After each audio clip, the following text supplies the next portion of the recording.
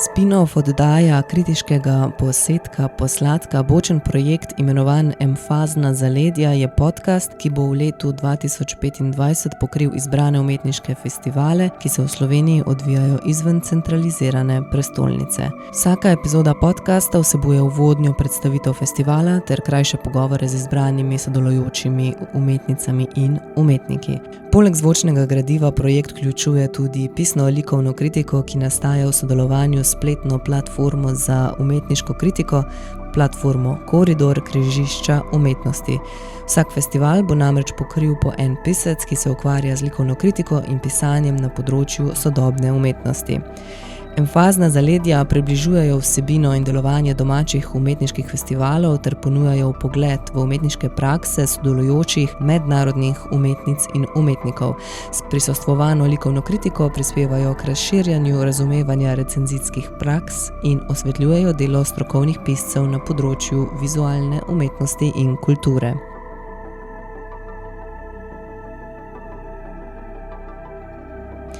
Druga epizoda po vrsti pritiče festivalu KRANJ FOTO FEST v Kranju. Že peti po vrsti letos festival poteka med 27. avgustom in 27. septembrom. KRANJ FOTO FEST je vsakoletni festival sodobne fotografije, prvič se je odvil leta 2021. Specifika festivala je, da poleg galerijskih in ostalih razstavnih prostorov v mestu Kranj zavzema tudi javne površine in ulične galerije. Festival praviloma pospremijo tudi različne predstavitve projektov, knjig, različne delavnice, okrogle mize in vodstva. Izbor predstavljenih umetnikov in njihovih projektov poteka preko odprtega mednarodnega poziva. Letos je bilo oddanih rekordnih 1181 prijav, ki obsega 1523 projektov fotografov iz 80 držav. Prve 3 leta je festival imel, zdaj pa že 2 leti ni zares predpisane tematike. Letošnja zmagovalca, pogovor z njima sledi v nadaljevanju, sta 2. Prvi je madžarski fotograf Balázs Turós s projektom Narava stvari oziroma The Nature of Things in pa beloruski fotograf Pasha Kritchko s projektom Zemljevid spominov oziroma Map of Memories. Pridružujejo se jim še Matic Zorman s projektom Pisma iz Gaze, Letters from Gaza, Sara Meneses Cuapio iz Mehike z delom Rais Ambre in pa italijanska fotografinja Ludovica Limido z projektom Sosedova lutka oziroma The Doll Next Door. My photography is very dark. It is a very conscious decision because I'm really interested in the night. I think that is a moment when human behavior changes. And also from a political perspective point of view, Mexican artist production are expected to be in a certain way. Like, where's the color? Where are the folklore? The false state of being Palestinian is being bombed and shot at. In zaradi tega sem se odločil, da na razstavi Pisma iz Gaze naredim prav obratno. Mogoče so te fotke, ki jih razstavljam tudi med drugim kle, namenjene temu, da rešimo sami sebe, konec koncev. Ta consumer grade droni, se pravi, te, ki lahko kupimo tudi mi. In v bistvu vse skupaj izgleda kaj na računalniške igrice, strateška, recimo na Red Alert, ti gledaš tanke, ki se premikajo, gledaš pehoto, tam na drug stran že sovražnik. Ko si tam na terenu s fotoaparatom, je ta kliše vseeno nekako velja drugače. No, mislim, ta fotoaparat je en barrier oziroma en filter. You have like this sort of access into something private and intimate, and I believe that if you are lucky enough to get inside any type of situation, you must leave judgment outside. And of course, it's also in a moment where intimacy changes constantly for everyone. The first thing that somebody thinks is that it is related to sex or to fetishism, even though it's honestly not. It's important for me. It's not like a work, it's like my life. Image can be a form of expression, and Not only that, but also to get approach to other kinds of life, other perspective through the eyes of others, and that's great. The first to join us is one of this year's winners, Pasha Kritchko, originally from Belarus, presenting his project The Nature of Things, in which he delves into the personal stories of individuals affected by political unrest in his homeland. His works are exhibited at the Škrlovec Tower.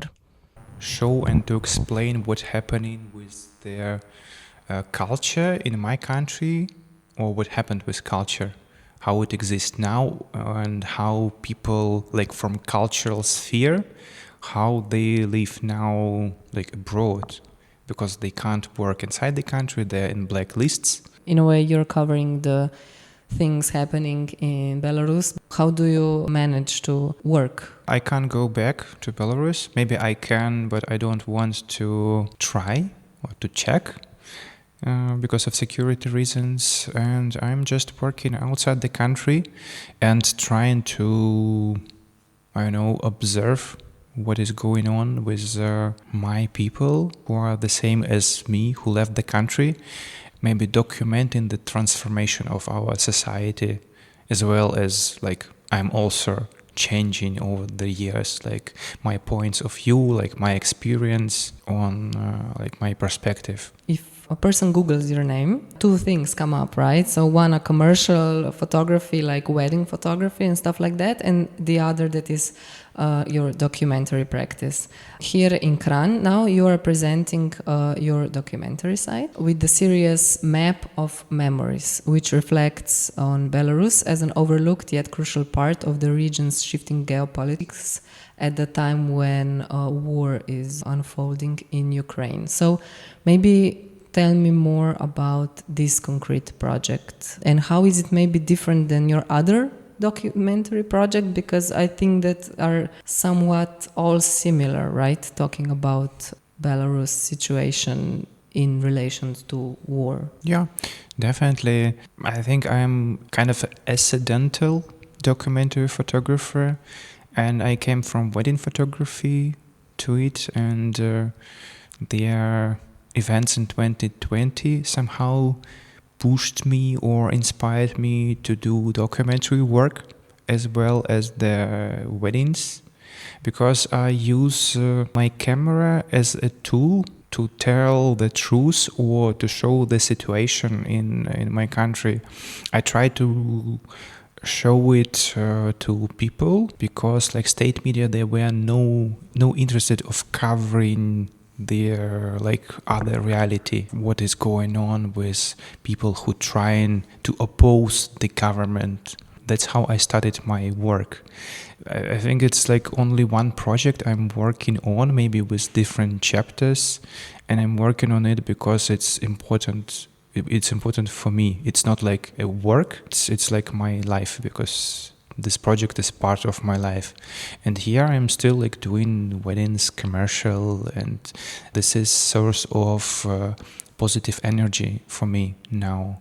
And I can see not only people struggling, but people are just living their best lives far away from the conflicts and everything. And it's very important for like documentary photographers or for conflict photographers to keep the balance and not to go like crazy, because it's super difficult. Through these personal stories that you document, you actually create like a portrait of this particular borderline state in which these people operate. How do you approach these people, these individuals that you photograph? Do you know them personally, or do you engage with them in some other ways as a press photographer, or how do you manage to meet all these people who are presented, for example, in this series?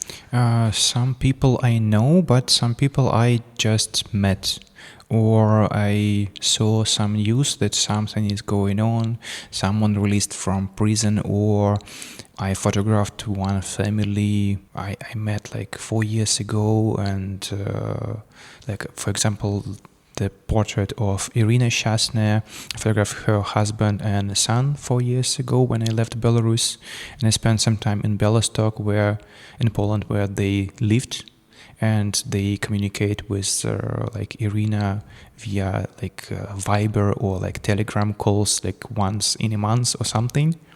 And then for me it was super interesting and important to cover the like reunion of the family.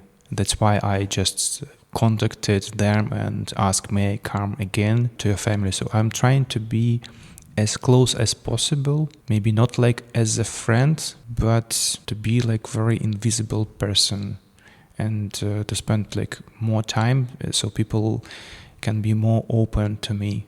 And I think this is important, and this is a little bit different approach with photojournalism or assignment when you have to do like a portrait really quickly. For me, it's important just like really natural things.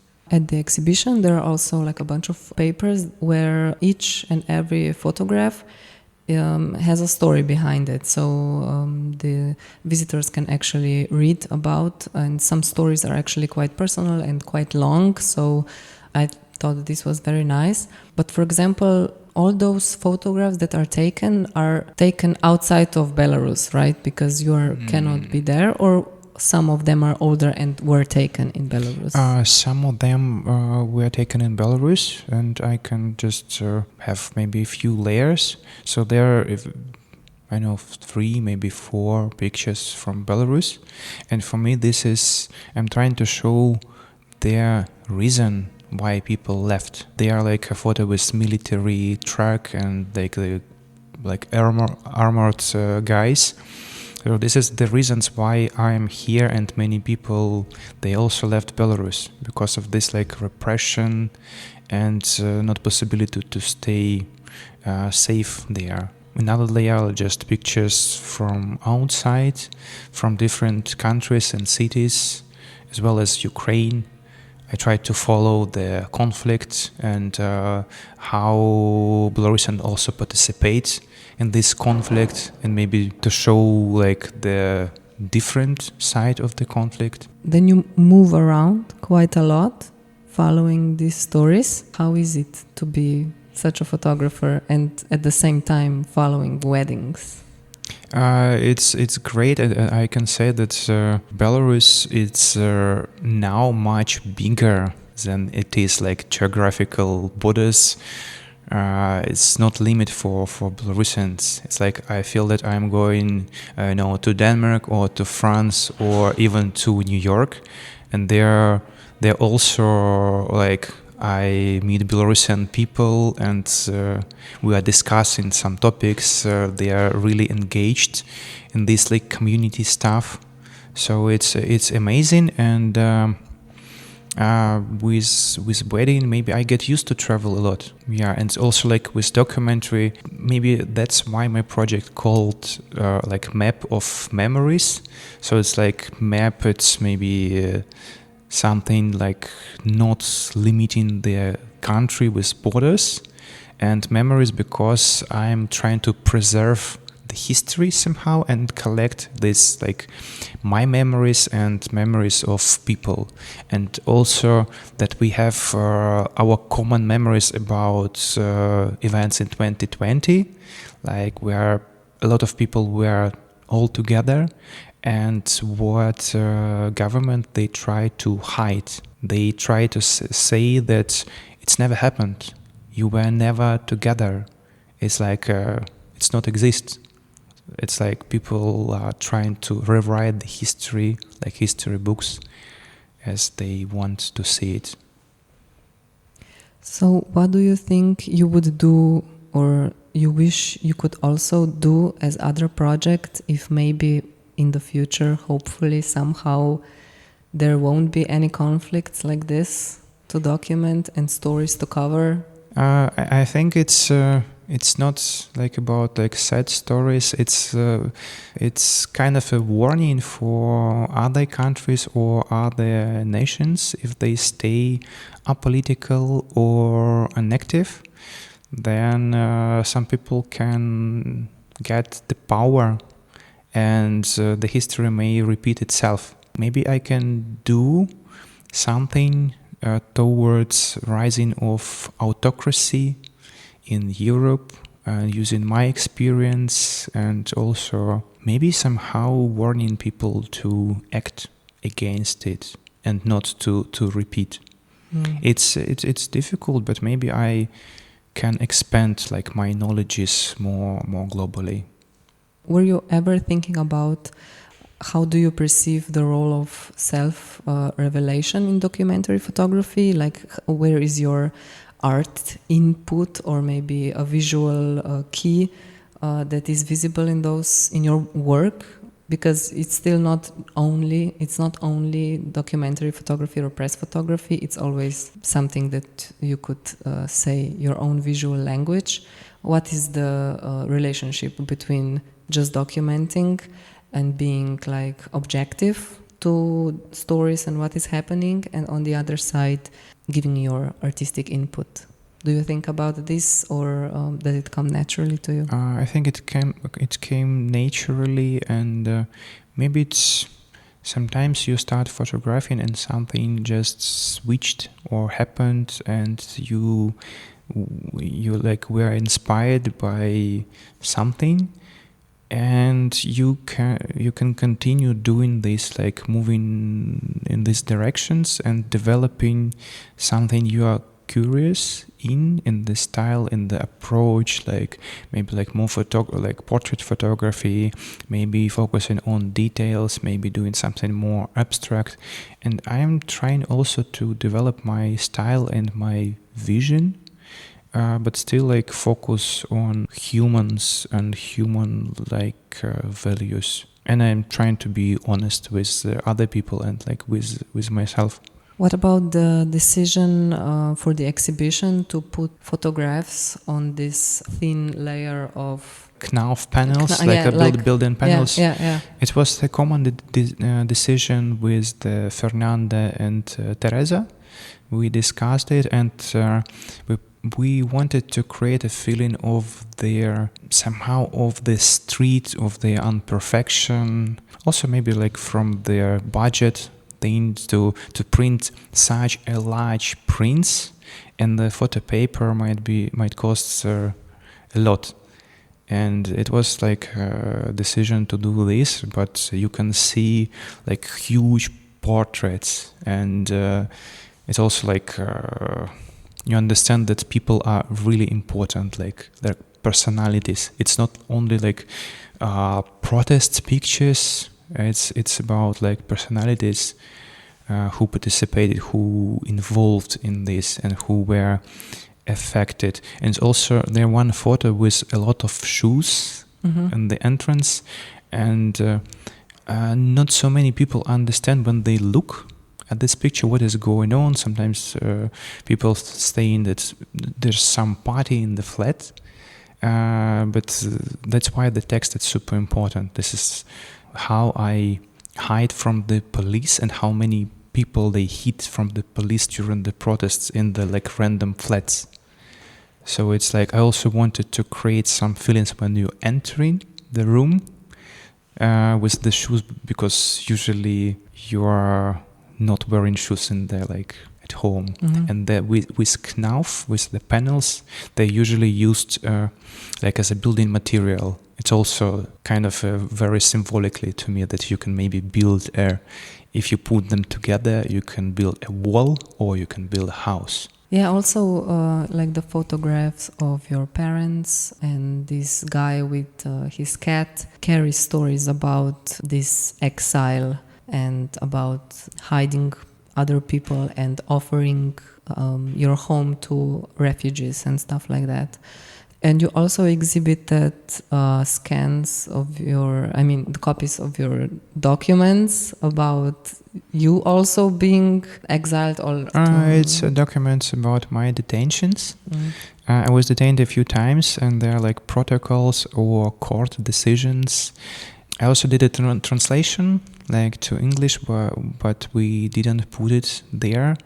And I think it's possible also just to use your phone with the camera and to translate, because it's really absurd there, and there are a paper with rights that I have when I was detained, but it's going back, it's like you have no rights there. So I think it's also important to show like my personal thing, and also there my like first press card, and I personally experienced like that being journalists not make you like this press card is not making you safer. If you're a journalist, you're a target because they want silence, they want not showing the truth.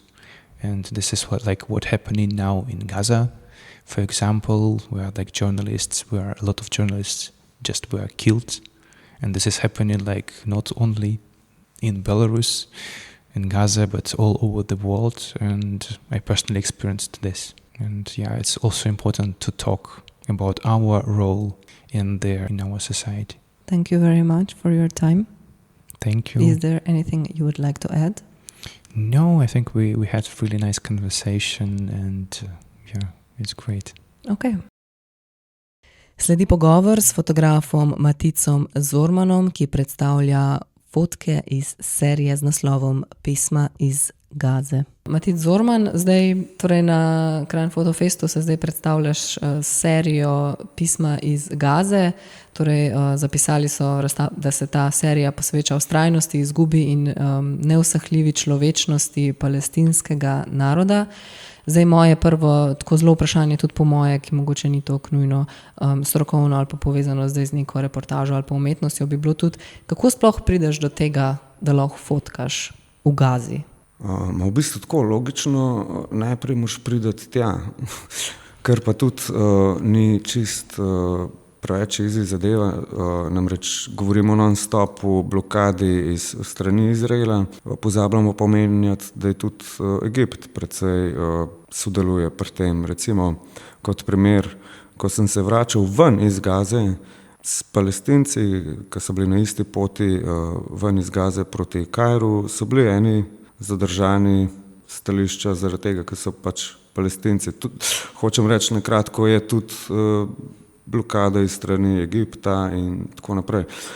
Prideti v Gazo, valjda v trenutnih razmerah je več ali manj kar skoraj da nemogoče, za novinarje absolutno nemogoče. Kako je fotkati tam, je pa v bistvu, ne vem, ko ne ti to v bistvu odgovorim, veš. Ker tako je recimo za nekoga, ki mogoče nikoli ni bil reportažni fotograf ali pa mi, ki samo na koncu spremljamo končni izdelek, ki so fotografije, ne, si ne predstavljamo, mi, če želimo nekam iti, kupaš letalsko karto, tja se odpelješ, pol ti nek tam vodič, nekdo, nek taksist te nekam pripelje, tam se nekaj dogaja, to fotkaš, ne. Zdaj za nekoga, ki se želi približati nekim takim realističnim življenjskim stvarem, ki se dogajajo na takem hudem območju vojnem, kjer pač ne moreš se sam na letalo usesti pa priti tja, ne, že mogoče že odločitev, da greš tja, terja nek proces. Tukaj v tem primeru ni bilo nobenega sploh razmišljanja ali ali pa ne. Vse skupaj se je začelo, ker sva s mojim dobrim prijateljem, bratom, bi lahko rekel Erikom Valenčičem, delala zgodbo za mladino, to je bilo leta 2010. Zgodba se pa tiče v bistvu rehabilitacije skupine otrok iz Gaze, ki so prišli v Sočo na rehabilitacijo. In tam se je v bistvu začela skupna pot Erika, mene, in tam sva spoznala tudi Džaberja, Elmasrija, ki ga tudi smatrava za brata, in to z razlogom. Ponudil nama je v bistvu svojo hišo, v bistvu naj je sprejel kot člana družine in povabil v Beit Hanun v Gazo. Te hiše, kjer smo med leti 2010 pa 2014 živeli, ni več, tako kot ni več niti tudi same vasi Beit Hanuna, tako kot ni več Džabalije, Han Junisa, pa da nam zdaj našteval to še naslednje pol ure vseh vasi, ki so jih zbrisali. Ampak tako se je v bistvu začela ta zgodba z Gazo, kot en del moje fotografske poti. Kako priti tja, je pa v bistvu, če pogledajo na to iz logistične plati, nisi falila ful, vse v bistvu usedeš na avion, priletiš v Kairo, ampak treba pa je, v bistvu je, da v Gazo spuščajo, v času, ko smo hodili dol, so spuščali humanitarne delavce ali pa novinarje. Zdaj pa praviš, da novinarjev ne več, tako da se tja pripelješ pod pretvezo, da si... To bi zdaj mečkal po dvomu, ker itak novinarje pobijajo na dnevni bazi, te palestinske oziroma iz Gaze, ko mislim, da Izrael smatra tudi fotoaparat ali pa videokamero za puško. Zaradi tega, ker se razkriva, kaj se tam dol dogaja. Tako da zdaj je itak nemogoče priti noter razen kot embedded oziroma vgrajen novinar kot del izraelske vojske, kar je pa totalno bizarno sploh pomisliti. Kaj pa ponavadi ljudi najbolj zanima o tej fotografski seriji iz Gaze ali pa o Gazi na splošno, ker predstavljam si, da se to potem kar mal pomeša že, ne? Da ljudje bi te sicer radi spraševali o fotografski seriji, ampak v resnici te vsi sprašujemo o Gazi in o ljudeh.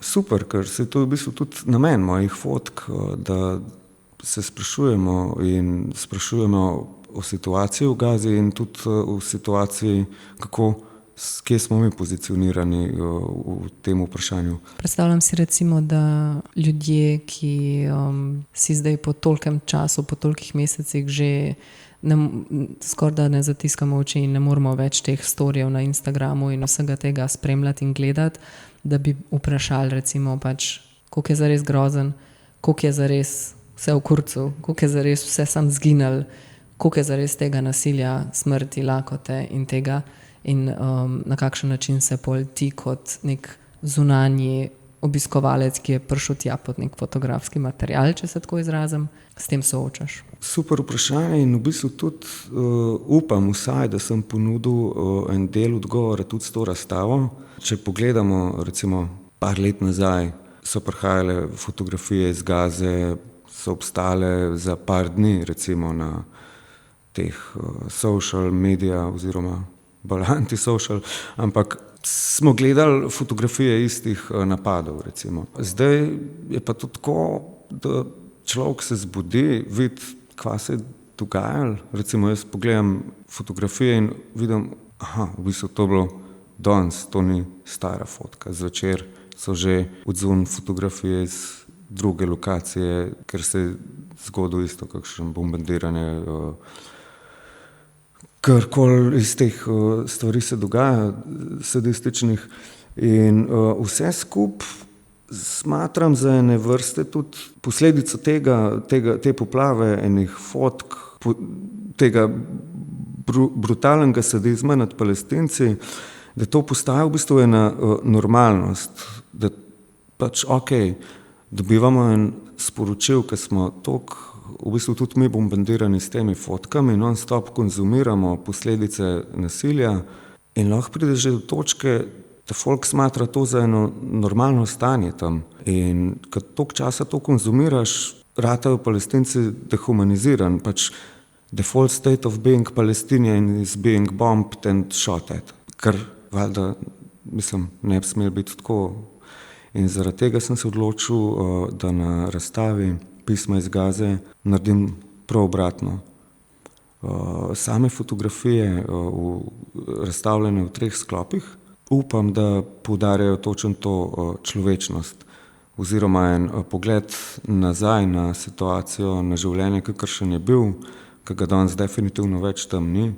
Zato sem se tega lotil tako. Fotke same po sebi estetsko niso za, bi rekel, kakšne magnum agencije pa svetovne galerije, so pa v bistvu razgledance in pisma iz časa, ki ga ni več in najbrž tudi ne bo več nikoli. Torej slike fotke so v bistvu razstavljene na javnem mestu, zunaj, na, kakor si rekel, 3 sklopih, gre v bistvu za taka 3 stojala, pač iz teh cevi, pol so noter upete te fotografije, pol je pa še čez na določenih, čez določene te skupke fotografije, pa potem še ta neka plapajoča plahta z napisi gor. In točno to, kot si omenil, recimo, ne vem, zdaj se glih spomnim tiste fotografije, ko koljajo neke, kakor neka mesnica zgleda, oziroma tik preden bomo zdaj imeli nek piknik na pol, ali pa tiste pomaranče, ali pa nek fant tam z krvavimi rokami, ko pol ne veš, a je to zdaj čigava kri, a je to zdaj od tiste krave tam tik pred tem, ko bomo imeli neko pojedino, ali je to v bistvu zdaj že nek odmev nekih grozot, ki se zdaj dogajajo, na kakšen način se to povezuje, ne. Tako da sej moje vprašanje je tudi mišljeno bilo, da po kakšnem principu se je dogajal izbor teh fotografij, ki so zdaj razstavljene. Super, to me veseli, da si tako percepirala fotke in v bistvu si se odgovorila tudi tukaj en del sama na ta vprašanje.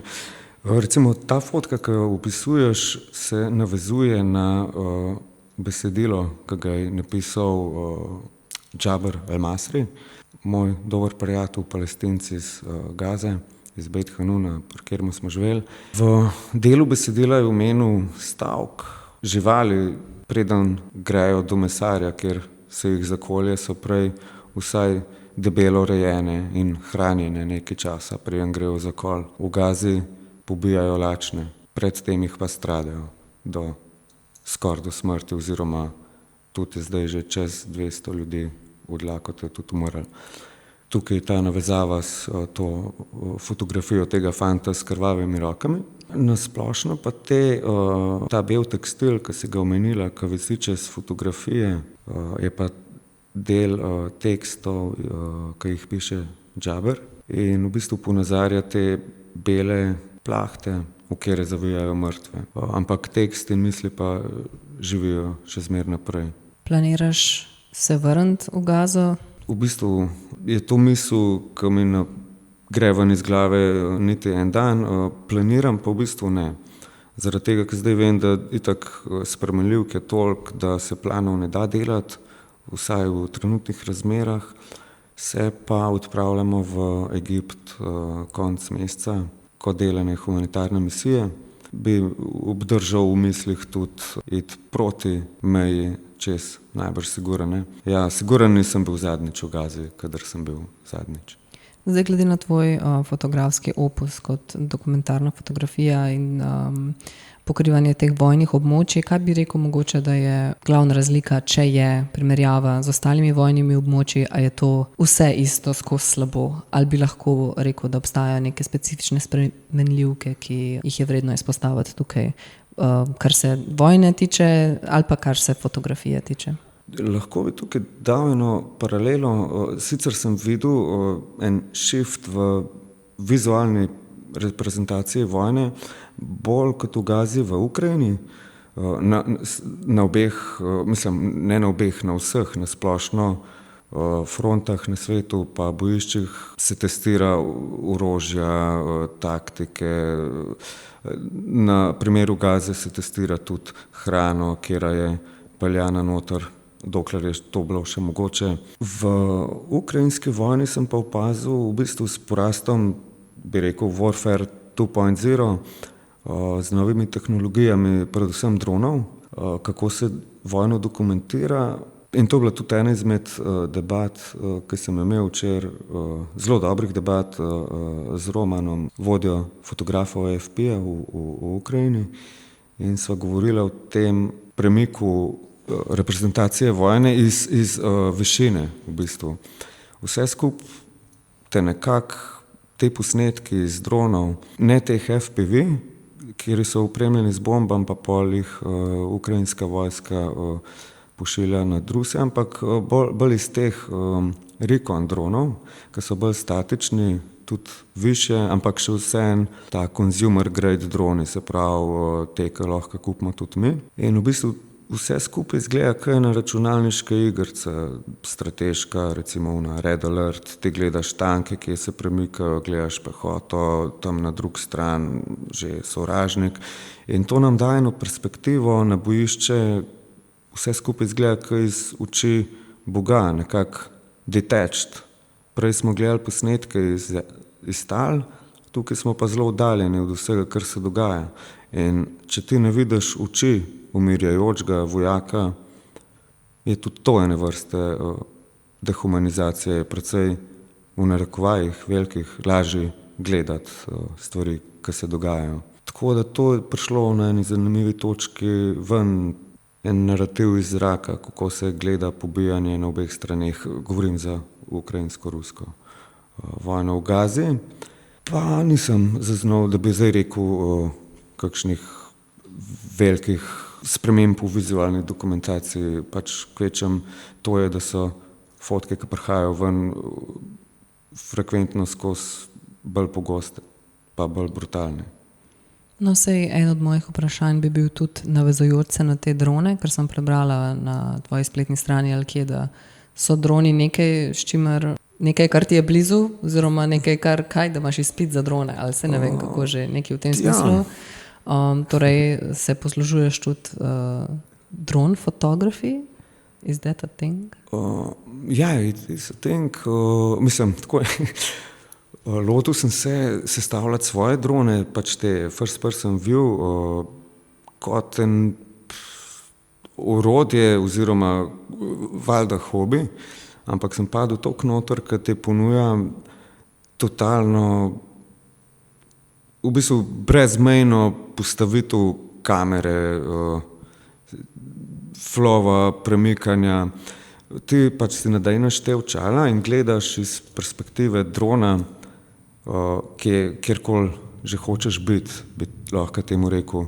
In v tem momentu se ti v bistvu vsi čuti nekako malo zmanjšajo in svet doživljaš samo čez samo čez oči in je totalno lucidna scena. Mislim, uporabljena v namen, kakršno uporabljam sama, ne v te vojaške stvari. In tudi včasih si privoščam kakšen trip med veje dreves, pa v slow motionu snemam kakšne ptiče, mrčes na vejah. To je bolj ta varianta za malo umiriti dušo. Ja, tako zdaj tudi tako malo subverzivno, pa to pol že malo meji, recimo, da bi posnel nek tak ultra komercialen video spot, ampak da se pač dogaja na nekem bojišču. Tako res, ne, si predstavljam tisto, ne vem, bejbe na jahti, pa poln dron gre gor, pa samo na turkizna voda, pa vse je ful dober, sem da pač to isto lahko zdaj narediš sred fucking puščave med trupli. Tako, ampak temu bi se pol rekel lahko kaj drugega. Ja, mogoče za konec še, spet po moje zelo zlajnano vprašanje, ampak za tiste od vas, ki se odpravljate na vojna območja z namenom dokumentiranja in fotografije, še zmer gre za neko prostovoljno, skupaj seveda s humanitarno pomočjo in to, za nekoga, ki na nek način riskira svoje življenje za to, da pač osvetljuje življenje nekoga drugega. A razmišljaš veliko o tem? A je boljš ne razmišljati o tem? A ne bi raje bil doma na kavču, ne? Kaj je tisto, kar te driva na nek način, da si upaš iti tja, ker to je vse nekaj, kar nek povprečen človek ne bi naredil, tudi če fotograf, ne? Mislim, da je sedenje doma na kavču precej bolj nevarna akcija, kot pa kaj podobnega, kar smo delali dol v Gazi. Namreč moramo vedeti, da v bistvu trenutna situacija, kakšna je zdaj, je drugačna od tiste, kaj je bila, kadar sem bil jaz dol. Seveda ni bil walk in the park, bi rekli Američani. Leta 2012 se je po tem, ko sem posnel, lahko bi rekel, začetno fotografijo, sicer ta prvi del razstave nima nobenega kronološkega ali pa vsebinskega sosledja, ampak ta fotografija, ki naj bi odprla, cel prvi sklop je bila posneta, in to ne pretiravam, tam med 30 pa 40 minut pred tem, ko so isto lokacijo, kjer je bila posneta, kjer smo bili, bombardirali, in takrat se je začela operacija v novembru 2012 Pillars of Cloud, in ko smo se odpeljali tja, je ta medic, s katerim smo bili, je bil totalno šokiran, saj smo bili pol ure nazaj še tam, točen prvemu drevesu. Ko si tam na terenu s fotoaparatom, je ta kliše vseeno nekako velja drugače. Ta fotoaparat je en barrier oziroma en filter, da lahko to realnost, ki se tam odvija, doživljaš čez en filter, čez en portal, čez nekaj, ki te ločuje, ampak te ločuje samo dokler to delaš. Ko pa fotoaparat odložiš, pa vseeno po en strani lahko to pride za tabo, recimo. najbolj mi je bizarno, mislim, tega ne počnem, ampak vseeno se temu človek ne da izogniti, pa vidiš kakšne totalno z realnostjo nepovezane komentarje na spletnih omrežjih ali kjerkoli, ki pa ljudje iz kavča komentirajo pa pametujejo v stvareh. Recimo vse skupaj dol, Hamas, oni so krivi, gremo Palestince zbrisati. Mislim, jaz bi rad povabil takega človeka samo v hodnik bolnice ali pa pred bolnico Šifa, kjer sem stavil in sem videl recimo ljudi, ki so nosili človeka, ki ga je dobesedno pol manjkal v navalu adrenalina in z upanjem, da ga je lahko, ne vem, pozdravili, uživali ali karkoli, pomagali. Naprimer, naslednja zadeva je bila, ki jo nisem niti videl, ampak slišal na hodnikih iste bolnice, krike od očeta, ki je bil navzoč v operacijski sobi. Mislim, da ne rabim razlagati, glede na to, da govorim o tem, kaj je ta njegov krik oziroma dretje pomenil. Se mi zdi, da ene stvari ostanejo, ampak je pa pol na nas, kako s tem handlamo in v kakšni obliki in v katero smer jih lahko uporabimo. Lahko za slab, lahko pa za nekaj boljšega, da takih stvari ne bi doživljali več ljudje, ki se jim to dogaja.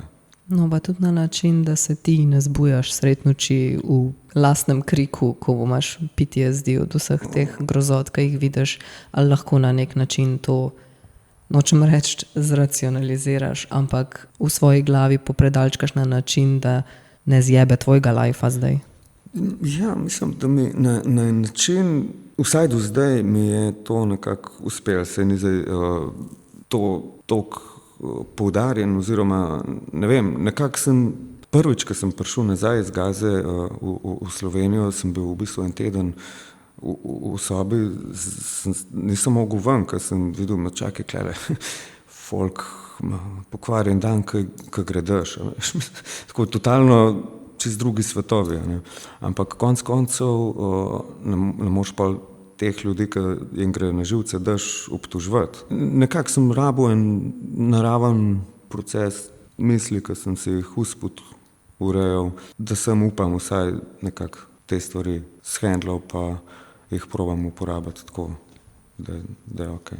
Ker na nek način, zdaj, ko je v bistvu, vse ne, da je zdaj ful več vojn, pa da je tega več kot kdaj, mogoče smo bolj v stiku s tem, pa več vemo približno, kaj se kao dogaja že zaradi tega interneta in družbenih omrežij in to, da se je na nek način ne začelo glorificirati poklic dokumentarnega vojnega fotografa, ampak da obstaja neka napol samo fetišizacija, kar se tega tiče. Ne vem, če si mogoče gledal pred 1,5 leta je bil zunaj film ta Civil War, ki so ga Američani naredili, ki je govoril točno o tem, kao v Ameriki se zgodi civilna vojna, nima veze, ampak cela premisa filma je o ekipci 4 dokumentarnih fotografov, ki bi zdaj radi rešili to vojno s tem, ko bodo oni to dokumentirali, ko jih ne bo strah iti točno s kamero noter tja v črevesje skoraj unga raztreščenega vojaka, kako bodo oni šli do Kapitola in bodo zdaj rešili zadevo. In je v bistvu dejansko zgodba o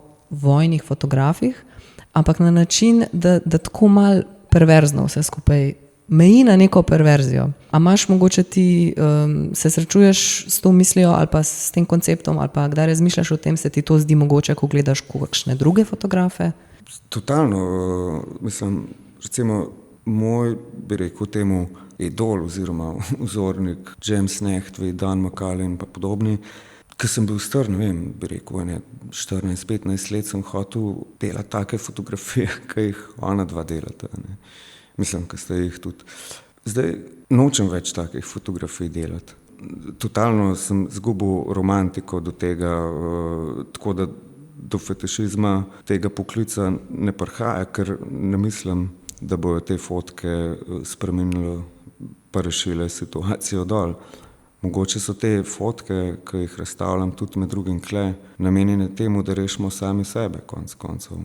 Se mi zdi, da bi lahko ocenil otvoritev razstave, ki je bila v sredo, na en način uspešno, ko smatram Folk je prišel gledati kot obiskovalci fotorazstave. Upal bi si pa trditi, da so se rešili oziroma smo se rešili.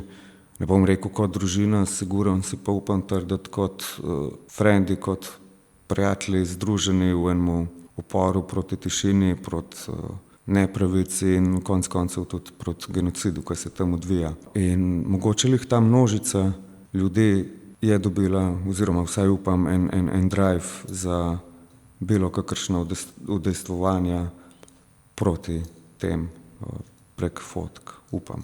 Ok, zaključva. Up to you. Ja, nekaj smo že mislim, jaz bi lahko še ful. Ja, prav, se jaz tudi. Najlepša hvala. Hvala. Hotela sem se še to vprašati, da ne bom kakšnih efektov pomešala. Torej, nazadnje v Gazi fotografiral si kdaj?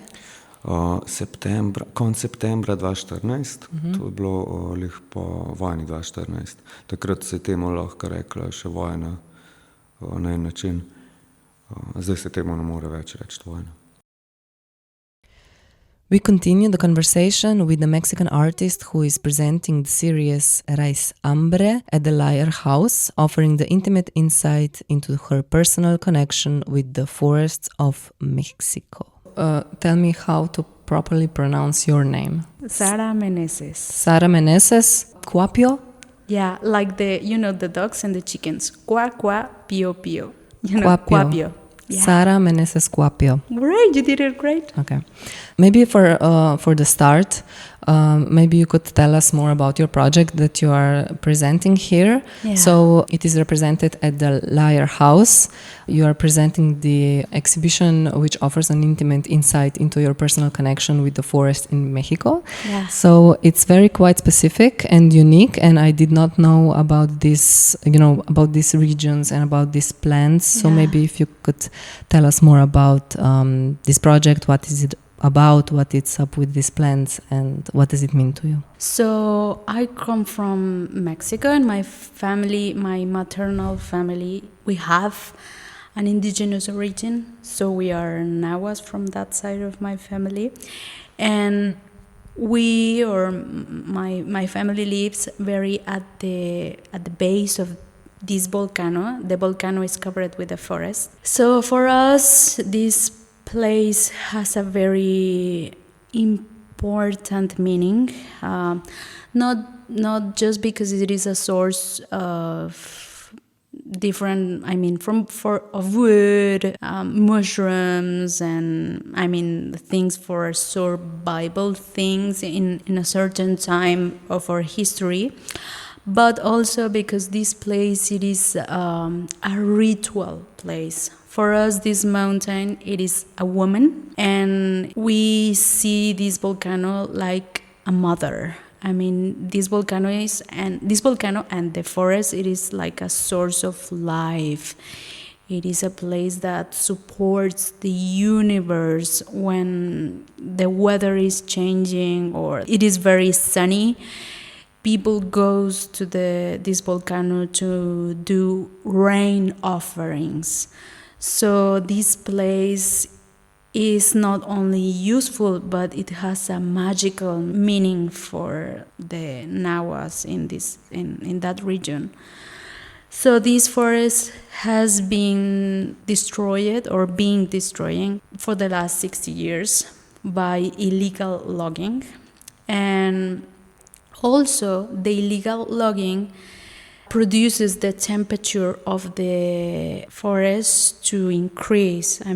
It was cooler, now it's more warm. So that imbalance of the temperature made that very small bark beetle started to reproduce a lot, and now it is a plague that it's eating the trees. This phenomenon also, it is linked to the government, to institutions that are colluded with all this mafia.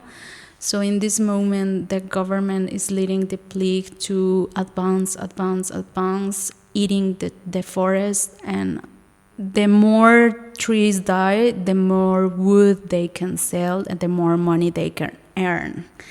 So this project for me, it is a way to approach to the death of a very important territory for my family, myself, and our culture. What happened when a place that is so important for you is being destroyed, and in terms that not only trees and animals are dying, but also who we are. I mean, many things, many stories, many ways of thinking are kind of losing sense because there's no forest. I mean, there's no place linked to that knowledge. This project and a way that you are approaching it, like from a very personal perspective, also in the means of family, is similar to your other projects that you worked on, or is it something very different and more special, or is this, you know, in a logical continuation of what are you interested in? No, actually it's really kind of similar approach but different subject, but very similar approach of what I do. I'm really interested in nature in my personal, I mean from a personal perspective, not like a scientist, but in my family's or point of view, because I grew up like that. And just the subject this time, it is totally focused on the destroying of the forest. But yeah, it is actually part of a same, we will say, same body of work. This project is not only about the photos, but also in order to develop this project, to understand how we see these forests, how we think. I did a lot of interviews in my family, but also in the community to itself.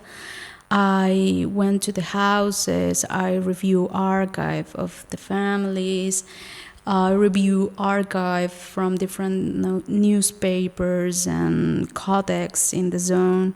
In that way, I kind of create my own universe or my own perspective of this destruction. And also I write too. So I mean, in these exhibitions, my texts are not exhibit, but I also have an amount of text that accompany the photos. But yeah, right now it is.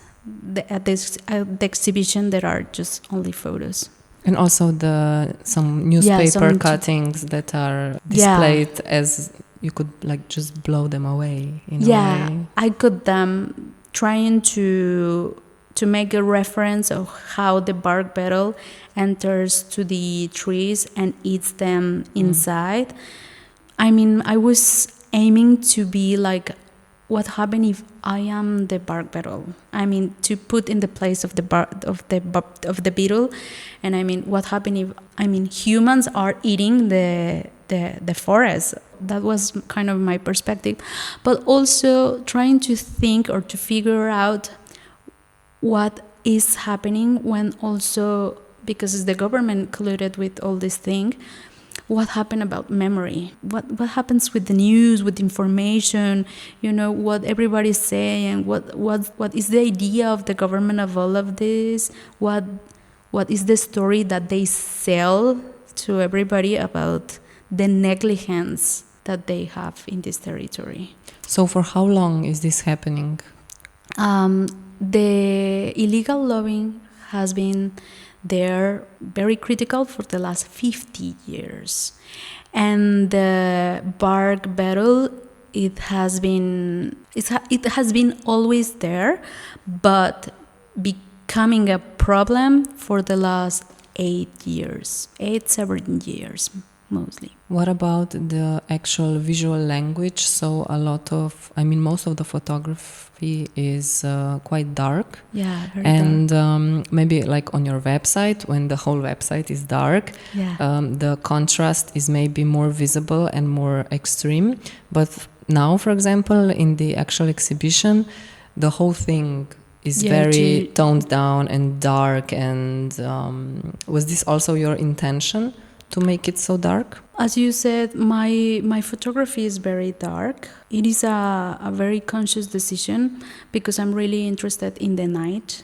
Most of my photographs, I take them in the night because I think that is a moment when human behavior changes. I mean, there are a lot of gaps and rules don't matter so much as in the daylight. I think we became more kind of wild in that night. So I'm really interested in the night. And also because my grandparents were sacred singers. So I grew up very near to these old canvas paintings darkened by time. So I really wanted to, I mean, my eyes are really driven by that kind of images. And also from a political perspective point of view, mostly Mexican artist production are expected to be in a certain way. Like, where's the color? Where are the, the folklore? Where's the, all those kind of things? And I think at the end, Mexico is such a big country that I really want to say that there are many ways of being Mexican, not just one. The thing with these dark photos is that you have to be very careful because once you put it in paper, the paper changes the color of the photos. So you have to do a lot of tests, printing tests, to discover, because you have to change the settings of the photo depending on the paper. It's not the same settings, all the papers. So this exhibition was produced by Leica, because I was a finalist of the Leica Oscar Parnac Award. So they were in charge of the production of this series. So I couldn't really be part of the printing process. Anyway, I am really happy with the final result. I really trust them. I really trust them, and I think the final result, I really like it. They look like kind of paintings. Yeah, they look even more darker than on your website. For example, some orange details are not so bright as on my digital. Yeah. But do you take photographs with a digital camera? Yeah, I use a digital camera. And this what we see now is only a small selection of a huge body of work. Yeah, I have been working in this project for the last 4 years, so there is a huge amount of work, and this is a very small selection of it. Anything you would like to add, maybe? Just saying that yesterday I said this in the opening of the festival. Just that I come from a place that is very small in Mexico, and in this place there are not actual museums or galleries or festivals or magazines focused especially in photography. I mean, there are other museums, but not in photography. So I really appreciate this major effort that Fernanda is doing here. I think it is great that she and all the team that makes this possible bring photography to the streets, and they are doing exhibitions for all kind of people, not just artists working for artists, So I think that's great, because I mean, a lawyer, a doctor, or they can see these exhibitions, and that is nice. But most important, kids can see this exhibition, and they can even imagine that image can be a form of expression. And not only that, but also to get approach to other kinds of life, other perspective through the eyes of others. And that's great. Okay, thank you very much. Thank you. One of the more surprising projects is by Italian artist Ludovica Limido, who presents the series The Girl Next Door, in which she followed and portrayed people whose life companions are dolls. Okay, so 2023, you started to go in this world of accompanying dolls. So your photographers are actually it's like a series of these relationships with artificial dolls that look like actual humans. This is quite a specific and interesting topic that you decided to cover. So it's like a story about the intimate bond between humans and their lifelike companions. So the series is titled The Doll Next Door. So it's like the girl next door, but it's like the doll. Maybe if you could tell me more about this project and how did you come to this subject at the beginning? In what ways did you decide to realize it? So, yes, I arrived randomly to this topic, to be honest. I've seen a documentary about the newborn, which are the baby dolls, and I wondered if there was an adult version of this doll. Mm-hmm. There was, of course, not the classic all the dolls that you fill up with hair. No? So I started researching on the matter, probably read every single article online about love dolls, and I discovered that there is a big community worldwide of people that have emotional relationships with dolls, and so they treat them as companions. They live inside the house. The people that I met are all very different from each other. We have a really stereotypical idea. Well, the story is not news, of course, even though whatever we don't see, we don't know if it really exists or not until we see it, but it's not a news, the story. It's been going on for a while. So I started researching and slowly contacting them online. Mm-hmm. The community has a very, very big aspect online, as lots of them maybe live isolated, like in villages and stuff, and so they cannot, I gotta say that the dolls are still extremely taboo. The most of the relationships are consumed inside the house. So whenever friends or family or other people come into their house, the dolls get hidden most of the times. Not for everyone, but for most of them. So my first question was also were you interested only in dolls that are love dolls and sex dolls? Also other dolls that are maybe just for emotional relationships? No, all the dolls are born as sex dolls. Mm-hmm. So it's born as a sex object, but then what changes is when the doll arrives they're called doll owners, and something changes really fast when the doll arrives, and it becomes not more a sexual object to use for pleasure, but a person object that they can take care of. Mm-hmm. So actually sex is not the most important thing, as many of the people that I met don't even have sex with their dolls. Because one time, one guy that I met, he told me, so again, they're born as an object for sex, but then we were chatting and this guy told me that repeated sex will damage the doll. So you have to be careful. You have to not do it so often, so it becomes completely something else. You said that you find all those doll owners on the internet, where on different forums and stuff like that, but are they willing to chat with you, or did you have a hard time convincing them to actually be able to come to them and to take photographs and stuff like that? Yeah, so the community develops a lot online. They have forum, blogs, social medias. It's online is where the dolls become real. So they have blogs where the dolls do the recipes or the fashion tips of the week. They have Instagram profiles. I actually contacted most of them through Instagram, and then was of course a little bit hard at the beginning. As I said, they often hide even from friends, close friends. So they're of course lots of them worried about any type of repercussion at work or in familiar events and stuff like that. So yeah, I started contacting them online, and was a little bit difficult at the beginning. The first person that I met, I chat for him for about a month, and then I traveled to Germany to see him. Then after that, I photographed the first 2 people, I'd say. They help me out a lot. It's a tight community, so if they actually feel like it's safe and it's fine. And they're also connected to each other? Yeah, they're all connected online. Some of them are lucky enough to live close by, so they're able to see each other, also with the dolls.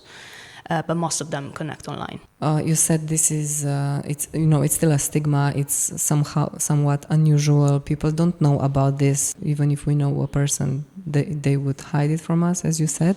But you still decided to make it like a photography project. And I was wondering, so was this intended like to challenge the stigma? Or was it like a shock value for us normies as we see this? So we are like shocked and we think it's like exotic or something? Or was your intention to make stigma go away? Or were you just like an objective observer?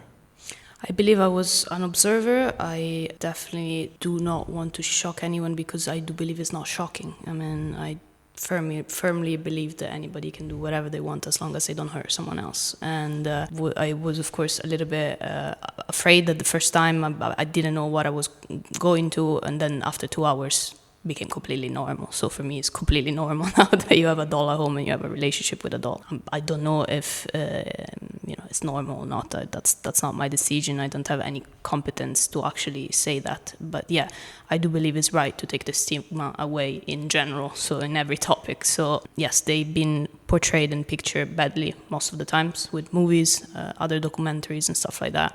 In fact, I was really afraid of selling the project to journals or stuff like that. I haven't done that because, well, it can easily be turned upside down. And of course, the first thing that somebody thinks is that it is related to sex or to fetishism, even though it's honestly not. So yeah, I do believe it's right to take the stigma out of them. We have an idea of them that is actually not correct. They're completely different people from each other. They span really different ages, different backgrounds, jobs, families, anything. So most of the dolls that you portrayed in this series, or as I could see, for example, on the internet, are like young women dolls. So is that intentional, or is this just how the statistic is? For example, what was your experience? So are there fewer women with male dolls? Is this even a thing? Also about generational differences. So the most generalized idea from people who do not know the community would be, yeah, these are old men buying young women sex dolls and then getting attached to them emotionally or whatever. But the initial thought is always, yeah, older guy, younger sex doll. Is this also the case, or did you find it to be very versatile? No. So I met 13 people. 2 of them were women, and they had male dolls and girl dolls, female dolls. Of course, male dolls are less common, and in fact they're also less realistic, as probably they don't make as many, I believe. There is much more a market from female dolls, so for guys, males. The people that I met have different ages, so I met many people in their early 30s. So that's also the other thing. It's not really, again, stereotypical about the old man having the young doll. For sure, the dolls are sexualized. The figure, they're very pretty. They have blue eyes most of the times. The body is perfect and everything. But there is different dolls. I mean, well, I can only say for the people that I met, and the people that I met have really different dolls. They're not, of course, they're young. There's not really old dolls. I think in all the fabrics and everything that I went through online, I think there's just a few models that are supposed to be in their 50s or something like that. I've not seen any sort of teen doll or something like that. How do you handle your personal judgment or moralizing, if you have any? I mean, probably maybe at the beginning or something. And what kind of reactions have you received from the audience? So I try to leave judgment outside. I try, of course. Again, at the beginning, I do had some doubts, some thinking and everything, which got clean out very fast. Fortunately, the camera is a really special instrument that allows you to be where you wouldn't be without the camera. So you have this sort of access into something private and intimate, and I believe that if you are lucky enough to get inside any type of situation, you must leave judgment outside. And sorry, what was the second question? What was the reaction of the audience? Okay, if you had any scandals? No, not to be honest, not. People were very interested. I've done a couple of few portfolio reviews, masterclass and stuff like that, and the project was actually something that all would be talking about like on a beer in a bar at night, like, oh, but so how's it going? So how are them and stuff like that. So there is lots of curiosity, I believe, because it is probably something that is not that seen. But yeah, nobody was, again, like I believe that if you explain the thing in the right way and if you show it in the right way, then pretty much any kind of person would understand that it's fine. Like it's okay. I mean, I do believe that stigmatizing and not normalizing something often does, the problem, creates the problem. So would you say that the main focus was on the dolls also, not so much on the owners? In many photographs, the owners are somehow hidden, like their face is not visible, probably also because of the stigma and everything that we already said. They did not want to be shown on the photographs, but they are somehow just their faces covered with sometimes with a doll, sometimes with something else. So would you say that your main object was also dolls themselves, not so much the owners? Yes, definitely. It's probably, I probably tried to develop it in like 3 levels, which is the doll and their owners. Some of them, probably about half didn't want to show the face, half yes, half no. But yeah, of course, you see their houses, which is probably one of the most intimate thing that somebody has. It's developed in 3 levels. There is the photos with the owners and the dolls inside the house most of the times, because lots of them, they're hidden, so they cannot take the dolls outside. I only met one guy that takes his doll, Sicily, with the train on holiday, and so I follow them during their holiday. And then there is portraits of the dolls, like the names of the dolls and everything. And then there is the third part, which is the online world, which is where they become alive. So yeah, definitely there is a lot about dolls and not just about the owner. There is some pictures of the owners by themselves, but mostly probably the dolls. You mentioned that the dolls and these relationships were present long before, but now they have an extra layer or extra dimension because of this online presence that they can evolve in as dolls. Yeah, definitely. As individual dolls. Yeah, So. definitely. Yeah, definitely online. Like they become alive online. So and it's of course a good way for them to connect with each other. Exchange tips. Like it's actually really hard to take care of a doll. They're quite expensive. They're affordable now. After 2018, I think there was a boom. And so now they became affordable. So any type of person, if it saves up a little money, can buy a doll, can own a doll. But of course, it's money. Like it costs. Usually, a good doll is they go from 500 euro used dolls to 10,000 euro. But you can get a good doll for about 3,000 euro, 2,500 euro. So it's something that everyone can afford if it saves up. But of course, they're money. So you have to be aware of the care of the doll. Taking care of the doll is a big part of their life. So even like one time I met this guy, he organized to wash his doll for when I went to photograph him. And it took like 7 hours. It was so long. Also, you cannot leave them in the same position for too long because they will get damaged. They're quite heavy. And there is a lot of care. They buy most of the times the dolls have more clothes, more accessories than actually the humans, and the houses is completely at the disposition of the dolls. Do you wish to continue this project? Is it an ongoing project? Are you still in contact with some of these doll owners that you still want to take photographs of? As I said, I think the only way was to become friends. So yes, I very often hear from them. Not all, of course, they're 13 people, but it's always a pleasure to hear from them. And most of them I chat every 2-3 weeks maximum. So we're in contact constant. And I don't know if the project is finished. I don't feel like the project is finished, but then when do you feel like a project is finished? So I have no idea. I have lots of material, and the next step will probably try to do a book about it. But it's also very hard. So and the funding and everything, I paid for all the expenses of the traveling and everything, and they live usually in small villages. So traveling to that was like 16 hours on the bus, so very long and hard. So I don't know. I would like to still take some more photos.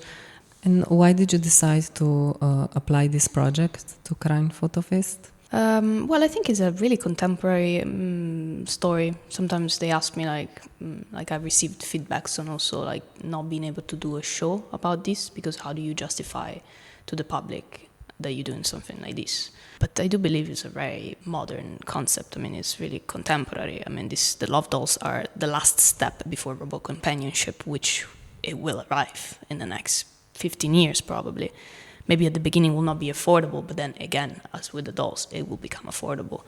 And of course, it's also in a moment where intimacy changes constantly for everyone. So I think it's contemporary, and it's a story that, you know, should be told in a soft way, in a funny way, and not in a heavy way, and just like, you know, marginalizing them and stuff. And how do you think these series are intertwined with your general practices? Yeah, so probably that's the question that I've asked myself so much. And I kind of came to an answer, and I believe it's the body. I think the body is the thing that connects all my works, personal works, outside works, and everything. I believe the body is probably the key. I absolutely don't know why, or what's the interest in, or why is the interest, but yeah, probably that's the answer. Thank you very much. Thank is you. there anything else you would like to add? I don't think so. Okay, so we stay tuned for the book. Thank you very much. Thank you. Thank you. Last but not least, the second winner of this year's KRANJ FOTO FEST, Hungarian photographer Balázs Turós, presenting his project The Nature of Things, a quiet and deeply poetic exploration of the natural course of life, his grandmother's dementia, and the birth of his son. The works are on view at the town hall. I just saw your exhibition. Yeah. Congratulations, very nice. So Thank you. I have a few questions about the project and also about maybe your general work. So the project with which you applied to the KRANJ FOTO FEST festival is titled The Nature of Things. And in a way, it deals with life and death, somehow mostly with death, like how the nature is in cycles. Could you maybe tell us more about this project, considering that it is still going on? Yeah, I almost finished, but I'm still working on, and I would like to publish a book next year. So if I will have the book, I can say that I'm finished. But now I'm still working on the project. And also my grandmother is still alive, so now she's in the last stage, but I feel until she's here, it's difficult to finish this project because it's really following her life or the end of her life, and that's why I feel it's still ongoing. Yeah. So maybe tell me more about how do you experience this documenting of the counter spectacle, as they put it in KRANJ FOTO FEST? Yeah, I started the project 8 years ago. The main topic is how can we accept our mortality, but I didn't start the project because of my grandmother. I was interested in this topic because I feel like I have a lot of fears and anxiety about this topic. And when I was working on the project, my grandmother was diagnosed with dementia this time. And the first image was a test image for a new camera. And I realized just later that she's really fitting to my project. And slowly it became a collaborative effort with her. And why she's really connected, because my biggest fear is that one day we will disappear, and it's exactly what's happening with my grandmother. We could feel how she's losing herself slowly, and why dementia is special, because the disappearance can be a really long period, which makes it possible to follow the whole process. So it's really interesting, I think. And my aim was to find peace and acceptance through observing the changings of my grandmother. And after I started to document my child also. When my wife became pregnant, I started to document the pregnancy, the birth, and the beginning of our first child's life also. So the whole project was really, everything happened randomly. The whole project happened organically. It wasn't a conceptual project that I decided to, okay, now I need to capture my son also. I just felt that it's good to document. And after I realized why it's connected, because the birth and death are similar, mysterious, with completely lack of control. So it has they have really special connection. But I realized this after, when I was already working on the pictures. You said that you were facing this fear and anxiety. So would you consider the series or photography in general as some kind of therapy for you? Is it perhaps something you would like it to become? Yes, maybe a bit, but it's more... Is the fear gone? No, it's more about searching. It's more about belief. Like I grew up in a materialistic family. Like I didn't get any religionistic background, and I really miss this. But I don't feel that I could find a good religion which could help me. So I feel a bit lost and alone, and that's why I started to search something what can help me to feel more relaxed, that everything is perfect, everything is a part of a perfect order around us. And so this series is more about looking for God or religion or anything, because I'm using large format camera, and most of the time, sometimes medium format camera also. And to use this technique is really, you need to use a dark clothes and you have to kneel down. So it's a bit like praying.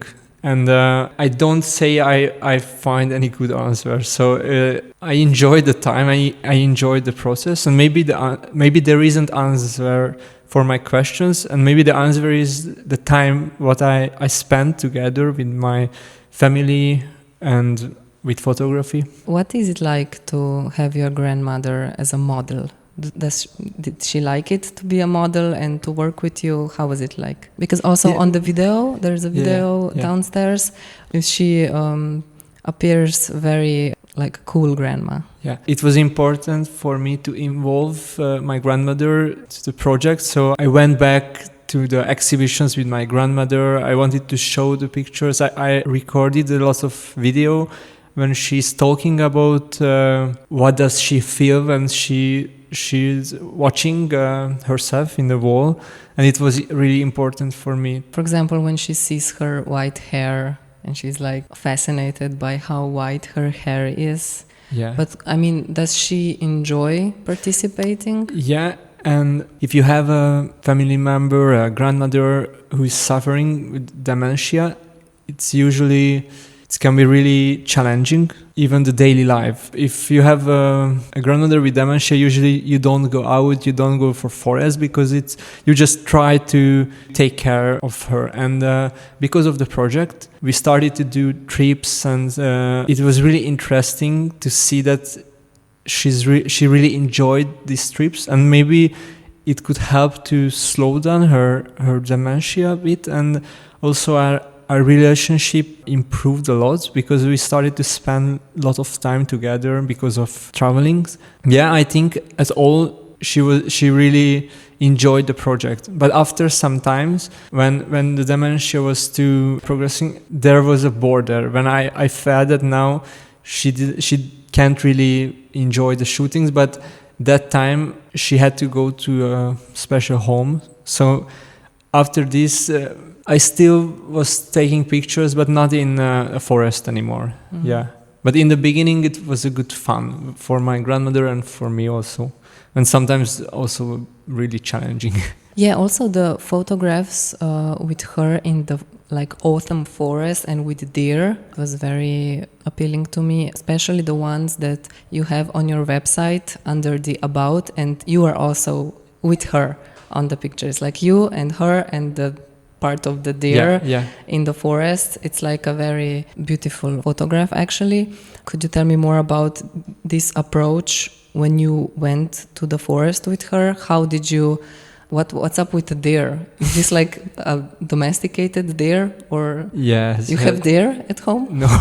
No, but I also really like that picture, and sometimes I think that the process can be more interesting than the final images, and that's why I really like to use behind the scene videos, because it can be really interesting for me, like how it happened, how we did the shooting. Yeah, that image was made in a not zoo. It's It's a forest where you can see animals, and there is one place where you can pet the deers, and we went there with my grandmother. I usually had some idea what I would like to capture, and a lot of times failed. Like sometimes it wasn't successful, so we had to go back again and repeat the shootings until I could make the final image. So that's usually my process. I'm working a lot, and there are really few pictures which is successful for me, because what's happening usually, I'm shooting portraits, and they are nice portraits, but nothing special. And then I don't stop the work. I keep going until I have something which is not just a normal nice portrait, it's something more. And that's the method, basically. And also, since you're using like a large format camera, you don't have many photos to spare. I mean, you have to be resourceful. Yeah. I started to use medium format camera also because sometimes I felt that I need more opportunities, and I need different methods, because the large format camera is really slow, and I like because you need to be really focused and it's really analytic. But sometimes, especially for portraits, the medium format can be more flexible. Yeah. I also checked your other projects on your website, and I saw a lot of portraits and also different environments. So you also shoot in India and in England, and I found that somewhat photographs seem similar on the color palette and the vibe. So I was wondering what is that you are looking for in these photographs, also maybe in these photographs from your relatives in Ozora. Is also your grandmother from Ozora? No? No, but I have some relatives, My father is from there. Yeah. Okay. Yeah, I think you are right. So there is some connection between my previous projects and my recent project, and it's because I think I'm always looking for the same things, and that was one of my problem previously, that I didn't really know what I'm looking for. In this project, the nature of things, I realized what I'm looking for, but my approach is always really similar.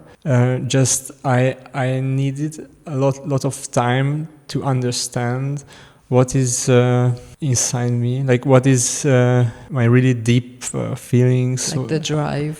Yeah, because I just didn't know. I was working a lot, but nobody understood that, okay, what is this? Why are you doing this? What's the topic of this? And I couldn't answer. But my method is the same when I'm in England, in India, when I'm working with my grandmother. So I really love to take pictures, and it's a really contemplative method for me. But you need to have some story, like what is your question, like your main question. And without this, I wasn't really successful, because it wasn't interesting for the audience. And since I could understand like what is my main fears and feelings, then I started to develop this project. Yeah, audience usually wants some kind of artist statement or something, so we can understand better. But what about the color palette? Do you adjust colors on your photographs after? Or why are they also turquoise and dark? And I think it's because of the most of the pictures analog, but my approach changed a lot. For example, in my previous projects, I usually scanned the negatives and I made digital prints. But some years ago, I started to make analog darkroom prints, and I fall in love. And now I feel that I can be really satisfied if I see the final image in the analog way. And that's real different color palette, because for example, the C print, the color darkroom print, has very strong and powerful colors. So if you looking my website, or if you looking my exhibition, it's not the same, because of the scans and the analog images are very different. Yeah, I also read that you work with students a lot. Yeah. What would you say is the main thing with young photographers in Hungary? What's the trend, if you could point it out? How the Hungarian contemporary photography is evolving? Yeah. So what would you say is popular right now? What do people do most? I don't know, maybe it's not a good question, because I don't have a good answer for this. Because most of the time when I see photographers from Czech Republic and from Hungary are very, very good, especially young photographers. And I think that I can always somehow tell when they say, yeah, this is a photographer from Hungary. And I'm like, yeah, I can see it. Yeah. Why it's difficult to answer? Because I'm doing a preschool through our university, and I'm teaching really few students. And I'm going really deeply with the projects, what they are doing, and I can't see them like the average Hungarian young photographers, because I know, for example, last year I was working with 2 students, and I really know the works, what they're doing, and that's why it's difficult to talk about Hungarian photography. But I think the young generation doing really powerful and exciting works, so I really like it. Okay. Maybe the last question, it's also maybe a bit random, but before I was looking at the exhibition and I was watching the video, which is very moving, and in the end your grandma is singing a song. Yeah. Which song is it? I don't know which song, but why that part is really interesting, because I never heard to sing my grandmother, never. It never happened in my life. And when I was doing this small project, I didn't know it would be good or bad. I had just this idea that we should make a video they could sit down next to each other, and everything happened randomly. And when they were in the end of the conversation, suddenly my grandmother started to sing, and I was really surprised. Yeah. And like this, it's her husband?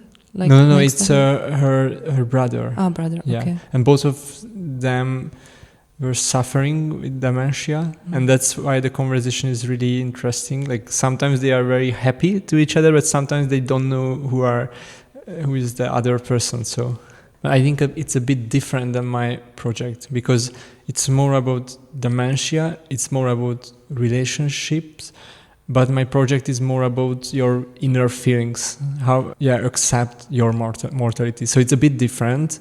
I like it, I feel it's strong, but I don't feel that it's connected to my project, but it's a bit different. Do you fear that now everybody will obsess over the video instead of your photograph? Yes, and also I really love photography, and I don't want to go with the popular things to make installations and use video. So the video is, in my mind, is not the part of the exhibition. It's not the part of the artwork. It's more like a additional document things to give some extra to understand how was the process. It's more about the process and more about my personal view, but not about the art.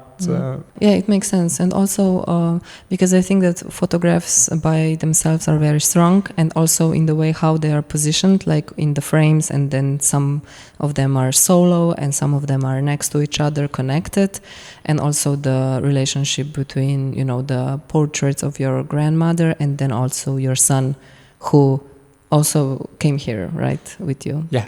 Okay, yeah. So thank you very much. You're welcome. Thank you very much. Hvala poslušalcem za pozornost in zanimanje. Počekirajte omenjene projekte in ob priliki tudi festival v Kranju. Se slišimo prihodnjič, ko bo na vrsti trboveljski festival Speculum Artium.